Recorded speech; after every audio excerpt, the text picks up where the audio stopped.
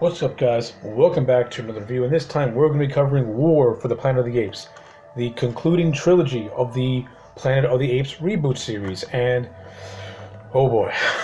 Now, I was a fan of Rise. I love Dawn, but I love War just as much as I love Dawn. This movie is fucking kick ass. This is an amazing movie. Matt Reeves has cemented himself as one of my favorite working directors today, right now. His direction of this movie is exquisite. It's beautiful. He knows how to composite his shots. He knows how to let scenes breathe. He knows how to let them play out. He doesn't rush his story. He takes time to sculpt it and let it flow naturally. The cinematography in this movie is beautiful. The tone of this movie is so somber and so bleak, but it has, and it's so dark, especially when especially when we get to Caesar and the shit that happens to him in this movie and the character arc that he goes through. It is incredibly dark. And to see the Caesar, who we've grown to love over the course of these movies, nearly cross that line into being a cold-blooded killer was something. It was something to watch. It was so good. But you have all the other characters too. You have the character of Maurice, who was Caesar's trusted friend, who was pretty much trying to keep him in line. You have Rocket, who is Caesar's closest friend too, who I guess you could say is telling him, "Look, we tried it one way. Now we gotta try it this way. We gotta go to war. We gotta get payback on these humans." So it's like, and of course, both Rocket and Maurice, they both mean well, because at the end of the day, they both want to have their respect, to have their species be in peace. Maurice wants to take that pacifistic way, while Rocket,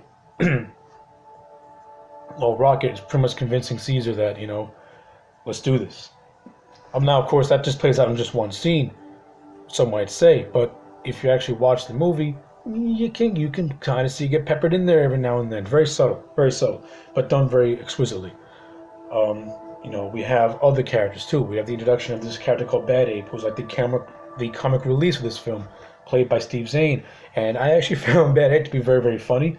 I think he fits the movie's tone and very, very well. And he doesn't distract at all, because he provides those moments of humor that is desperately needed, especially when this movie starts to go really into that dark place. When we get to the Colonel's compound and we pretty much see him treat the apes like they're in a concentration camp, and it's very depressing and very eerie and haunting to look at, seeing these apes just be totally tortured to death by these people, by these humans. So it's great. It's good stuff. And speaking of the Colonel, I really, really liked Woody Harrelson's character as the Colonel. He didn't get enough character development for me, but because a lot of the development goes to the apes. But the way the movie portrayed the Colonel, they portrayed him more as like this looming, lingering threat, as opposed to a character. He became more of a presence, which I thought was a really clever idea to do. And they gave him some development, especially in an exposition scene where he and Caesar are exchanging dialogue with one another, and we kind of get a little bit into his history, and we pretty much find out that the Colonel had a son. The son got sick. It made him feral, and the Colonel had to kill his own son, and he pretty much takes this war as more like a holy war. So I kind of like the religious allegory that the Colonel sees this war as, which I thought was a pretty interesting take on this whole thing. So I like it. So that's why I can't give bad praise to the Colonel as a character, because he does have some good moments in there, peppered in there. But again, I think he also played really well as this looming, lingering threat in a way, which serves the movie perfectly, because you always got that threat of this Colonel and his men could pop up from out of nowhere and take these apes down. So that was really well handled. Love it a lot. I also like the introduction of this character Nova, who's played by a little girl, and I like her inclusion in the movie also. She has a nice little storyline where she befriends the apes and is accepted into the ape family. Of course, at first, Caesar's resident See, because he does not want the responsibility of it, but Maurice claims responsibility of the little girl, and they develop a nice little, they develop a nice little bond, which I thought was great. And this movie has a nice little sweet scene where she bonds with another ape called Luca, which was a nice little scene to it, which is a nice little scene as well. So yeah, the little girl provided some good moments in this movie, and she wasn't bad at all. She was actually very, very good. Of course, she didn't have any dialogue. She used a lot of sign language, so she's a very talented little actress. I give her a lot of credit for making her character work. It takes talent to do a performance without any dialogue. But to me, the star of this movie is, of course, Andy Serkis as Caesar. He was beautiful as Caesar, as he always is. Caesar's character journey in this movie was exquisite. It was perfectly handled. Seeing the colonel gun down his wife, gun down his son, pretty much take all his apes and turn them into slaves in a way.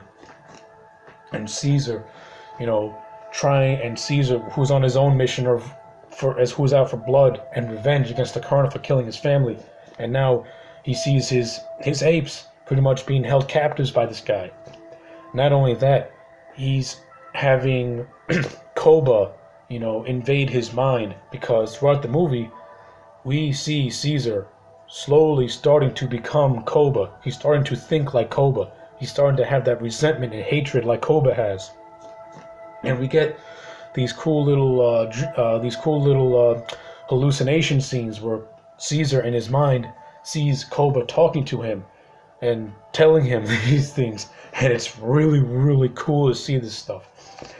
And of course, Caesar just ends up not becoming Koba.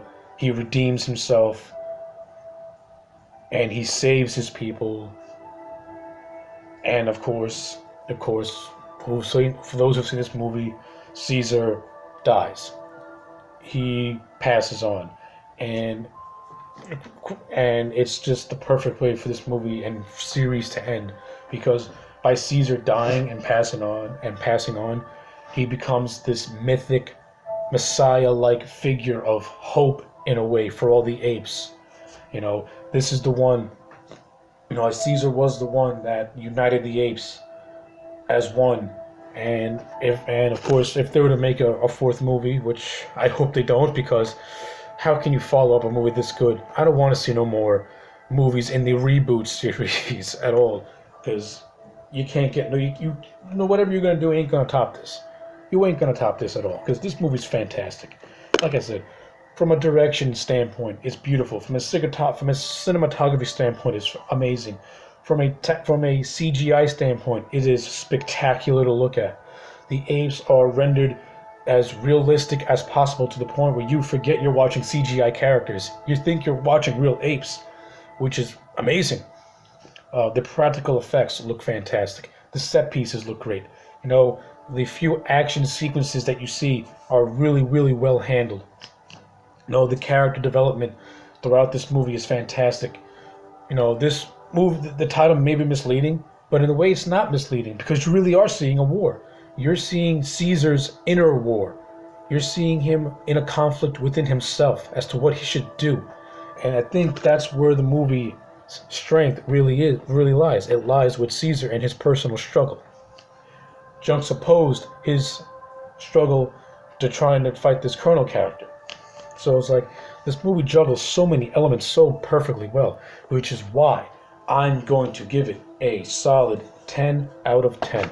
This is the perfect movie, and it deserves to be on my top 5 list, and it deserves to be on any other person's top 5 lists that loves good storytelling, good characters, great direction, and a satisfying conclusion to an overall amazing trilogy of movies. And that is my take on War for the Planet of the Apes. My name is AJ Legend. Like, comment, and subscribe, and I will check you back next time for more.